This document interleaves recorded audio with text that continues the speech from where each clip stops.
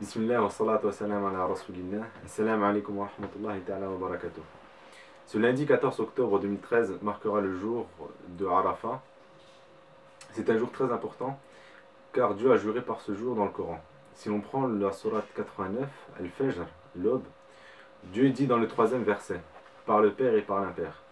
Ibn Abbas radiyallahu anhuma a commenté ce verset en disant que Dieu faisait référence lorsqu'il parle du Père comme étant le 10e jour de Dhul Hijjah, le jour de l'Aïd, et par l'impair en parlant du 9e jour de Dhul Hijjah qui est le jour de Arafat. Et vous savez très bien que lorsque Dieu jure par quelque chose, c'est pour montrer son importance. Car en effet, c'est ce même jour que Dieu a révélé donc le verset suivant. Aujourd'hui j'ai parachevé pour vous votre religion et accompli sur vous mon bienfait et j'agrée l'islam comme religion pour vous. Ce verset a été révélé au prophète sallallahu lorsque le prophète fit le fameux sermon d'adieu le jour de Arafat durant son unique pèlerinage.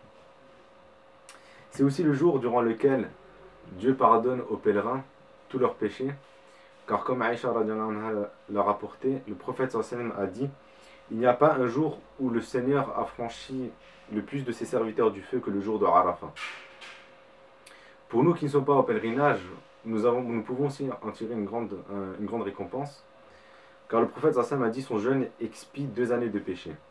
Lorsqu'il fut interrogé en fait sur le jeûne de Arafat, le prophète sallallahu a dit: il expie l'année précédente et l'année en cours. C'est un hadith qui nous est rapporté par Muslim dans son recueil d'authentique. Mais ce n'est pas tout, car le prophète sallallahu dit également: la meilleure des invocations dua est l'invocation du jour de Arafat. Et la meilleure des paroles que j'ai prononcées ainsi que les prophètes avant moi, c'est La ilaha illallah wahdahu la sharika lah, lahul mulk wa lahul hamd, wa huwa ala kulli shay'in qadir. Qui signifie: il n'y a point de divinité que Dieu, l'unique et sans associé, à lui la royauté et à lui la louange, et il est capable de toutes choses.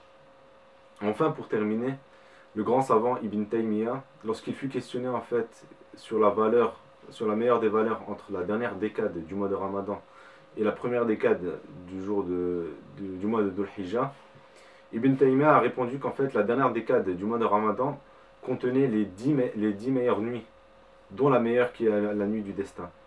Tandis que la première décade du mois de Dhul Hijjah contient les 10 meilleurs jours, dont le meilleur jour de l'année qui est le jour de Arafat. Donc je vous enjoins à effectuer les meilleures des actions durant ce jour. Et je vous remercie. Barakallahu fikum wa salam alaikum wa rahmatullahi wa barakatuh.